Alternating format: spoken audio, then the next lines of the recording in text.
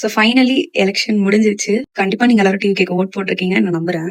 நிறைய பேர் சொல்லியிருந்தாங்க இந்த மாதிரி நாங்க தான் ஜெயிப்போம், நாங்க ஜெயிச்சக்கு அப்புறம் நீங்க பொட்டிய மாத்திட்டாங்க கிட்டிய மாத்திட்டாங்க பேசாதீங்க அப்படின்னு சொல்லிட்டு. அதாவது எலெக்ஷன் முடிஞ்சுதான் பிரச்சனை நடந்து நான் பார்த்திருக்கேன். ஆனா எலெக்ஷன் அன்னைக்கு பிரச்சனை நடந்து நான் நேற்று தான் பாக்குறேன்.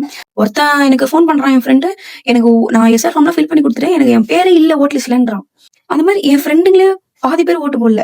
கேட்டா அந்தந்த தொகுதியில ஒரு சில அந்த யங்ஸ்டர்ஸோட ஓட்டெல்லாம் ஷிப்டு, பெர்மனன்ட்லி ஷிப்டு இந்த மாதிரி எல்லாம் காமிக்கிறான். 10 வருஷமா அங்கதான் இருக்கிறான். அவன் எங்க ஷிப் ஆகி போனான்?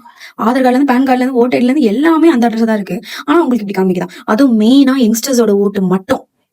அதே மாதிரி நிறைய பேர் எனக்கு மெசேஜ் பண்றாங்க, சிஸ்டர் ஒரு வீடியோ போடுங்க சிஸ்டர், என் ஓட்டை எவனா போட்டு போயிட்டான் அப்படின்ட்டு. யாருங்க போட்டு போயிருப்பா? ஓட்டைடியோட மை வைக்காம ஒரு பொண்ணு நின்றுட்டு இருக்காங்க.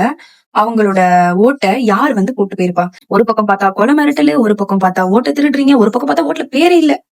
நான் யோசிச்சேன், பஸ் எல்லாம் எதுக்குடா விடாம இருக்க போறானுங்கன்னு பார்த்தா ஒரு வீடியோ ஒண்ணு பார்த்தேன். அது பஸ் ஸ்டாண்ட்ல ஃபுல்லா டிவிக்கேன்னு கத்துறாங்க. சும்மா பேருக்கு போலீஸ் போயிட்டு என்னாச்சு ஏதாச்சுன்னு சொல்லிட்டு பண்றாங்களே தவிர அதுக்கான ஆக்ஷன் ப்ராப்பரா யாருமே எடுக்கல. ஏன்னா அவங்க எல்லாம் வந்தா கண்டிப்பா டிவிக்கு தான் ஓட்டு போடுவாங்க தெரியும். ஓட்டு போட்டா டிவிக்கு ஜெயிச்சிரும்னு தெரியும்.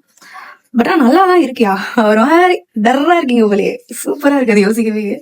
பாக்கலாம் மே 4 அன்னைக்கு தளபதி சொல்லிட்டு போயிருக்காருல, மீண்டும் சந்திக்கும் வரை கண்டிப்பா will wait for that moment.